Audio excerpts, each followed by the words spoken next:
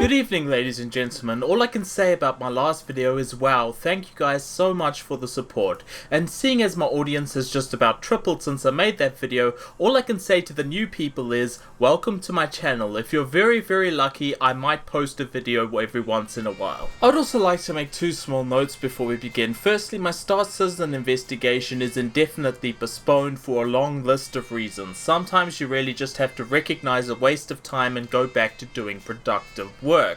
And secondly, given the positive reception of my last video, I've decided to move my channel forward in a significant way, and that is moving on to cover business and media ethics in a much broader scope than I have done in the past.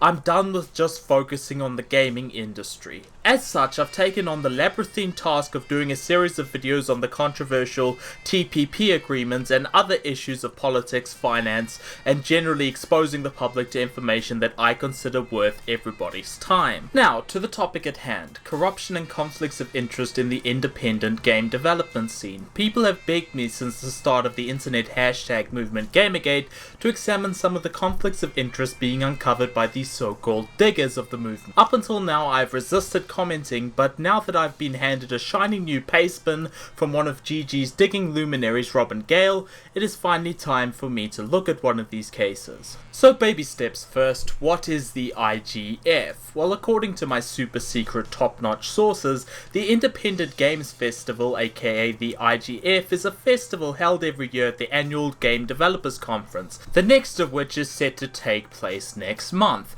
It was created in 1998 by CMP Game Group, who are the people behind Gama Sutra, the Game Developers Conference, and Game Developer Magazine. It is essentially a competition with a range of prizes for things such as excellence in design, excellence in audio, etc., and a grand prize called the Seamus McNally Grand Prize.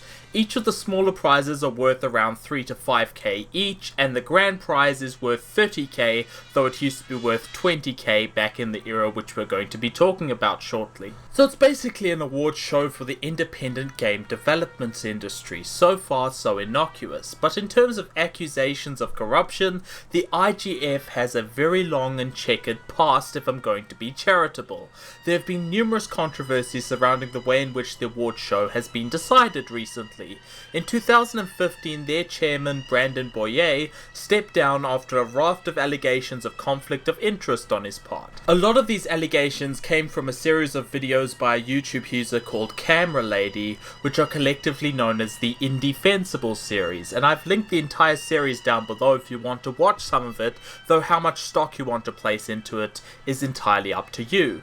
Now, among the more memorable accusations made towards the IGF are that Phil Fish postponed the release of his crowning achievement, the game Fez, for a period of 2 weeks before the IGF happened in 2012, only for him to win the grand prize at the IGF, almost like he knew that the game was going to win the prize and he needed to wait so that he could ride off the publicity of winning the prize. And then of course the allegation by a small independent studio that the IGF barely judges the games that they're supposed to judge, because out of the 8 judges that were assigned to their game, 3 of them didn't even play the game and 1 didn't even bother installing it. Now of course none of these things, whether they are true or not, bodes well for an awards festival which ostensibly is supposed to highlight the best and brightest indie game developers and to recognize their excellence, especially not for a festival that has aspirations of being the Sundance of independent game development. Anyway, now that we have the history section out of the way, we can get back to what I'm here to talk about, namely the 2010 IGF Grand Prize winner Monaco, What's Yours It's Mine,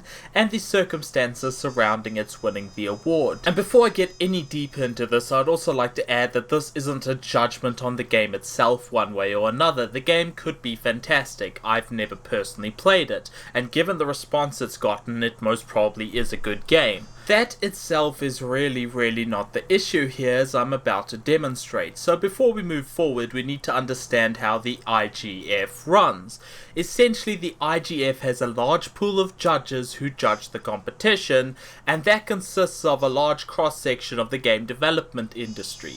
These judges then are randomly assigned to each game. There's usually a handful each. Accounts vary between 3 people and 8 people per game, though it could be more or less than that. Once these games have been judged by the judges, the award phase then moves on to a jury phase, where a smaller number of people decide on the winners of each award. There is 1 jury for each award, and that's an overview of how the process works. However, things ran slightly differently back in 2010, which is the period that we're focusing on, so we need to go back to that rule set to understand how it all worked. So that year there were 301 games entered into the competition, a full list of which you can see down below. The rules were as followed. The sponsor of the event got to select a nominating committee for that year, made out of 100 to 200 individuals. These individuals would be made out of, and I quote, independent and mainstream professional game designers, notable indie-friendly video game journalists, and other individuals familiar with video game design. Judging would then take place by a selection of the judges for each game from November the 10th, 2009 to January the 4th, 2010.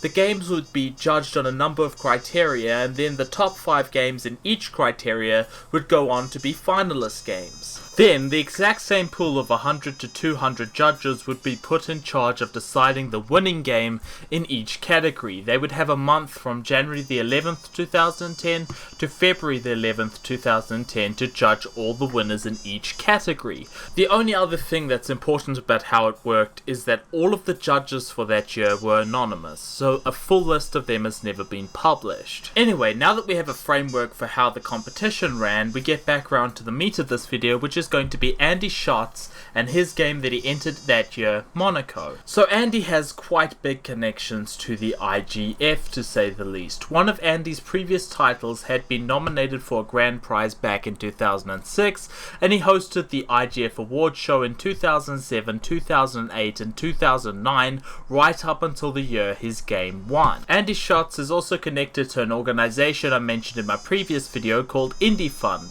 seeing as he is at the present time part of it. Long story short, Indie-Fund are a group of successful indie developers, including people like Jonathan Blow, the co-creators of World of Goo, and they offer independent game devs loans to essentially make games which are then paid back from the game's sales. And they've contributed to titles such as Dear Esther, Antichamber and Her Story. Monaco itself is also intimately tied to Indie-Fund as well, seeing as according to the Indie-Fund website, it was the first game ever funded by Indie-Fund. According to an article on Polygon, the total amount that Indie-Fund gave him was $100,000 over a very bumpy production cycle. Another point is the timeline of funding.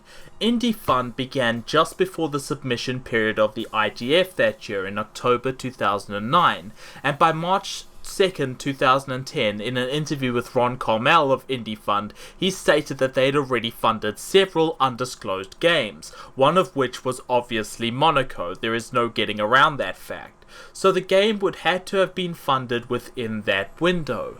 And this is where we enter speculation territory, because according to this tweet from Matthew Wegner, one of the founders of Indie-Fund, he is ecstatic about some sort of business deal that he has going with Schatz. The problem is we don't know exactly what it is, but if this was indeed about the loan from Indie-Fund, this would place Monaco's funding within the judging window. Anyway, what we have so far looks like this. Schatz is tied to the IGF, having hosted it in the past and having won the grand prize in 2010. He is also tied to Indie-Fund via the virtue of being the first project funded by them. That is fine.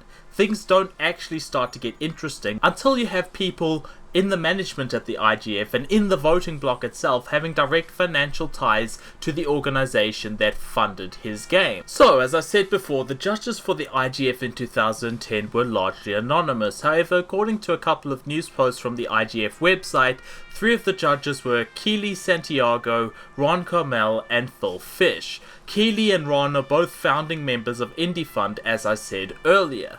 Phil Fish, on the other hand, is a slightly more complicated story. According to a video from the Indefensible series called Bigger Fish to Fry, Phil has significant financial ties to Indie-Fund, and indeed, according to an investor information service Angel.co, both Jonathan Blow and Ron Carmel, 2 of the founders of Indie-Fund, fund have invested in Phil Fisher's company Polytron. So, if everything we have thus far is accurate, it would be fair to say that out of these 3 judges, all of them have financial ties to a fund that was used to fund a game that they were judging. So far, so good. Then we get to the chairs of the IGF that year. In 2010, there were 2 co-chairs, Steve Swink and Matthew Wegner, who's someone I mentioned earlier. Now, Matthew Wegner is quite obviously connected to Indie Fund, seeing as he was one of the founders, and Steve Swink was a former member of Matthew Wegner's company Flashbang Studios until shortly before IGF's judging period.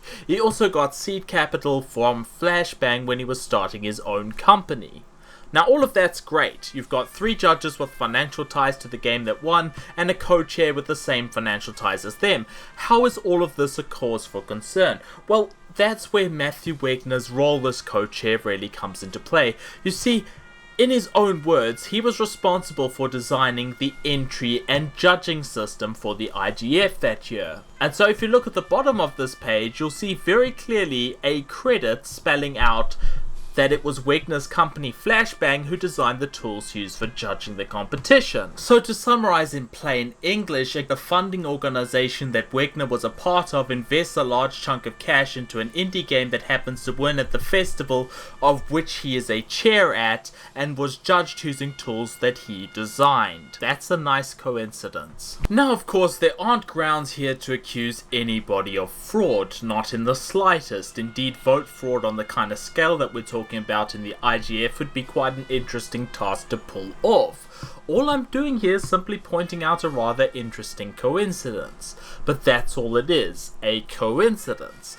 Did Andy Schultz get by with a little help from his friends? I honestly can't state that I know the truth one way or another, and that is the problem with stories like what I've just presented. All of the evidence that we have, or at least most of it, about the corruption in the IGF is either anecdotal or circumstantial. We don't have hard proof so much as a very nice and convenient set of circumstances that have happened over and over again over the years. We don't have anything like clear financial records showing a paper trail of transactions buying off judges and the like. We don't have clear evidence of a large voting bloc in the IGF that only lets certain developers win awards. What we do have, though, is the same names coming up again and again and again. And so all I can offer is my opinion. So, what does all of this add up to in practice? Well, it just tells me personally one thing, that the independent games industry in San Francisco in particular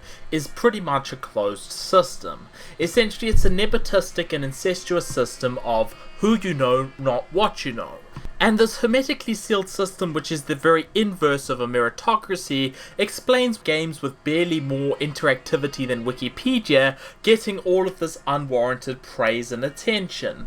Very clearly, these people live in the same city, they all know each other, they all do business with each other, and they all watch each other's backs. And of course, this is not just something I'm pulling out of thin air either. Andy Schultz openly admits that there's a very clear cabal of indie developers who all help each other in the video interview I've linked down below. And so that brings us to the shocking conclusion of this piece, that the indie development scene is as corrupt and nepotistic as the rest of the entertainment industry. More than that I really cannot offer. I've been Dangerous Analysis, a great big thank you to all of my new subscribers, and as always, good night and good luck.